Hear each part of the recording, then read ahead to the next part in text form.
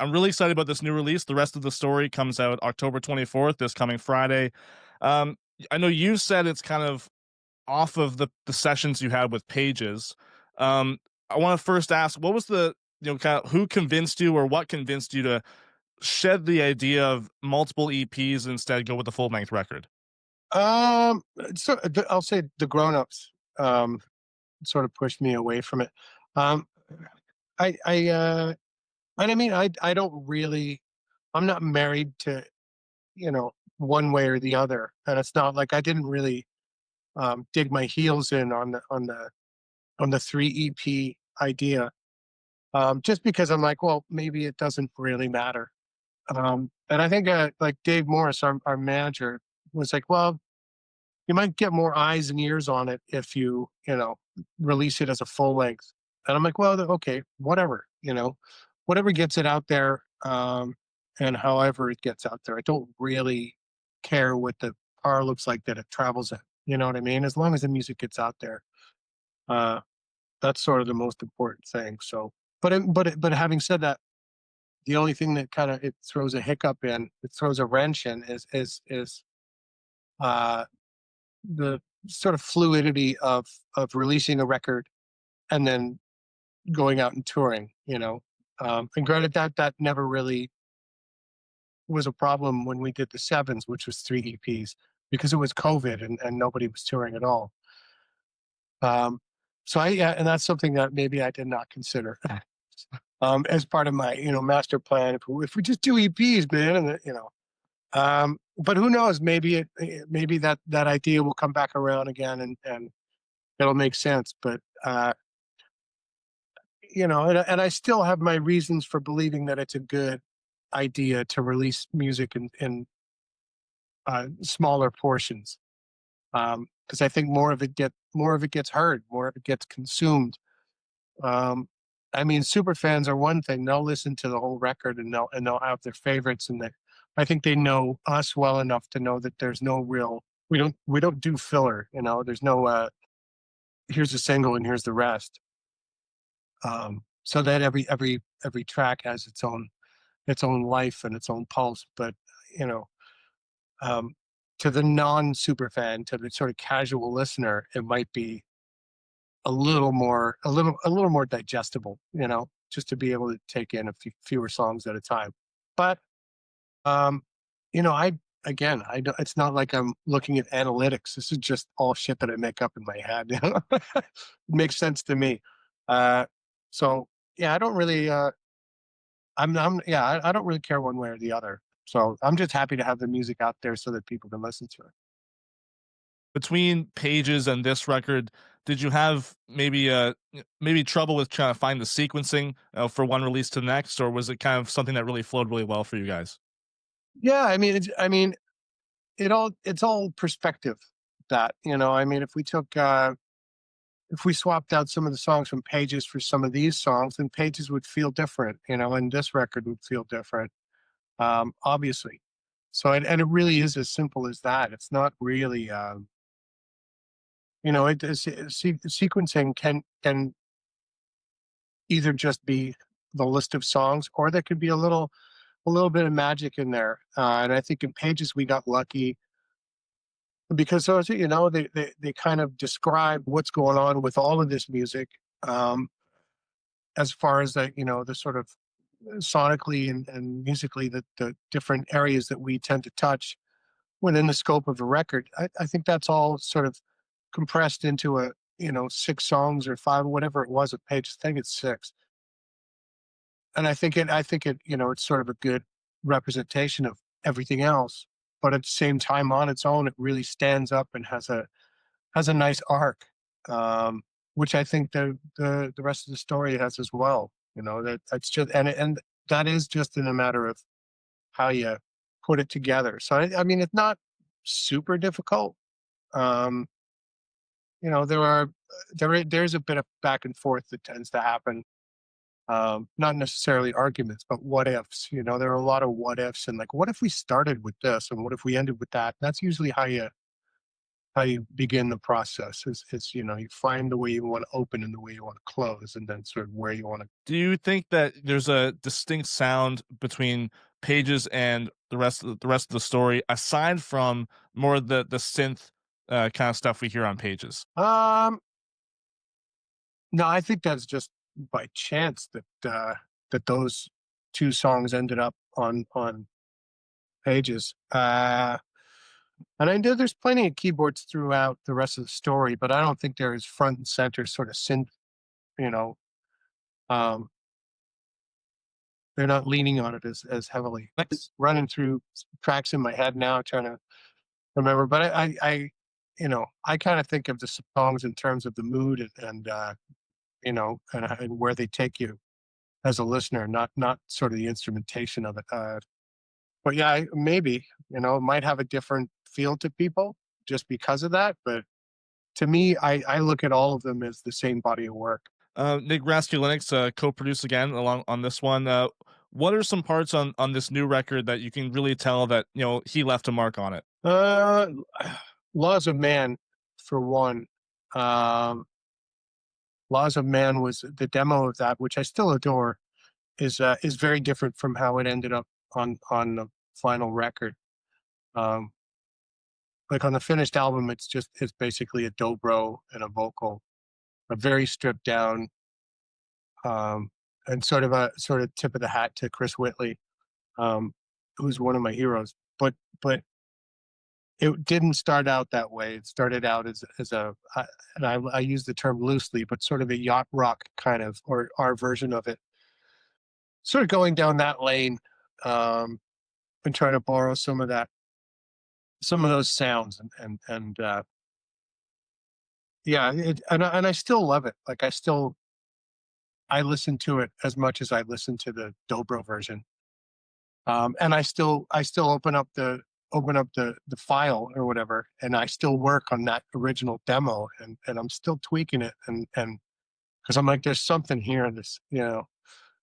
So maybe when we, hopefully at the end of all of this, we can put it all together and call it the whole story or something, and I'll include some goodies in that, and maybe the original demo will make it. That and some other thing. I think Around is another one that took a bit of a right turn in the middle of it. Because just based on how we demoed it up and the direction that it was going and where it ended up. Not so much like being in the room and, no, you play this, you try that, but more conceptually. I think we're all good enough at what we do respectively, and have enough experience to be able to interpret something that's said and then make it sound that way. So it's more of that, and sitting around over a cup of coffee and talking about it, and like, well, what if we tried this, and what if it went in that direction, and then we just sort of uh, you know grab our instruments and go. It's interesting you mentioned Around, because I was going to ask you about that again. More of a stripped down track. Where was the biggest inspiration for you on that song? Well, initially it was a Rolling Stones kind of thing. When I wrote it, it sounded to me like it was a Stones song, like that kind of vibe. So that's how I demoed it up. When it came time to record it, we decided to go straight, sort of more pop rock, more you know modern and current and whatever it is. But just bringing in all the bells and whistles. And the guy who engineered it is Chris Holmes, and we call him Hollywood. He he spent a lot of time in L.A. and in a big writer's house where they write all those giant pop hits for massive artists. Um, and you have to get really good at your sort of pro tooling, like your rock and roll secretary typewriting kind of stuff. So he's a master at that, but he's also got giant ears you know, and he's a creative guy in his own right. And I just sort of leaned on him a bit, like, so what kind of stuff would make this a little more like that? And then I just sort of would take what he was saying and sort of reinterpret it on a guitar and try to build the track that way. How many of these songs almost made it onto Pages as we know it today? Um, I think all of them. Like they were all up for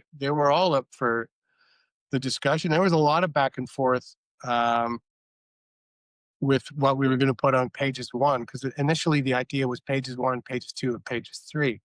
And there was a lot of back and forth as to what should go on pages one, and that's where we ended up. But I mean, each and every song on there was on pages at one point, you know, and then we just sort of arrived at, okay, this kind of, I think, best describes where we're at the moment musically, as a sort of opening salvo of this series of EPs, which is now, as you know, as we've discussed, an EP and a record. I'll start with "Believer." It's a song that we've put on the air quite a bit. I know Nick, your producer, he comes from a lot of a metal background from Okay. some of the bands that he's worked with. Does that kind of get kind of displayed onto that track as well in your mind? Um, Not really. No, I think the way I demoed that song is pretty much how you hear it on uh, on the record. I think, we straightened out the verses a lot. So underneath the verse vocal, like it's just Sekou with Dave.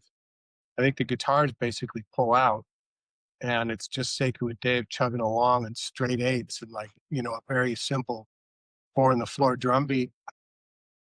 And that was, I think, yeah, that was Nick's idea. Like, what if we? Because I think on the demo I'd originally had the riff sort of going under the vocal, and he's like, "No, let's just chug ahead." And as soon as we tried it in pre-production. It was like, okay, that yeah, that works, and just leaves more space for the vocal, and leaves you um, more of a place to go once the verse is done. You know.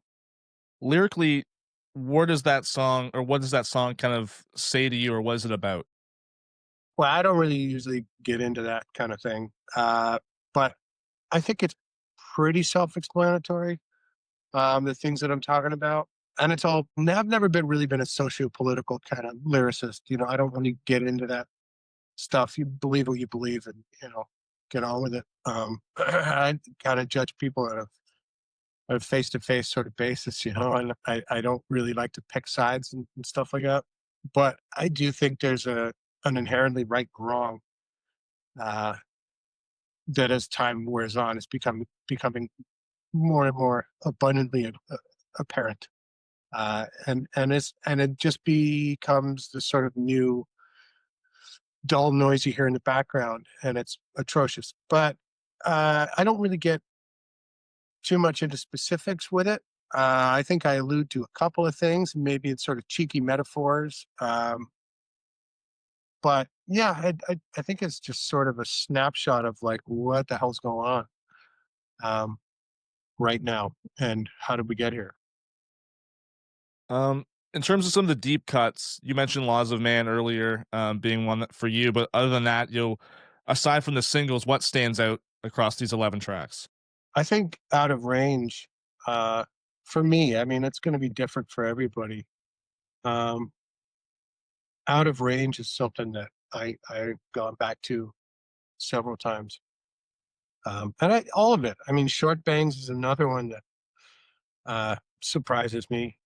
Um, Staff Party is, in its own way, it's kind of ambitious. I think Hills has got some pretty deep roots. But yeah, I mean, that's the thing, is I can look at each song on the record. There's not really something on there where I'd be like, yeah, could have done without that.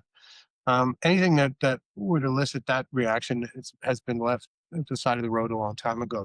Like before we even got to pre-production. Couple more from me. What are some of the biggest contributions in your mind from Dave, Siku, and Chris? Well, just the fact that those guys could play anything. Uh, so, like I said before, very little time spent with, instruments in hand. Like, you mean like this? That doesn't really happen. Uh, you explain something, and then you hear it. They're that good. And then, as far as it, like, their tastes are both very varied, as is my own, and Chris as well. We all kind of come from, we all have very different tastes, and I think that having your own sort of voice on the instrument even if you realize what we're saying, it should sound like this, it should be like this, and you're able to do that, reproduce it or produce it on the spot, it's still going to be filtered through whatever your influences and your taste, you know? So yeah, like those guys are just they're just absolute monsters. Um and you know, have ideas coming out the yin yang. So and my favorite, I've said this before, but my favorite thing in the studio is the what if conversation, you know, like this is great, but what if you know that it's going to lead somewhere, you know, not always it's not always a fruitful search, but you know, searching for something. Sometimes you don't need it, but it's like the little what ifs are always and those guys have no shortage of what ifs. Um, you know, it's the kind of thing of being overqualified and overprepared for the job at hand, so that like that's the playing is the second. You know, that's whatever. But here, the bigger thing is like the concept and how we execute it to have that feeling that we're trying to express come over to the listener. So what if, you know, those kind of things are invaluable. You can't really it's hard to find, I'll tell you that, and I'm lucky to have those guys around for sure.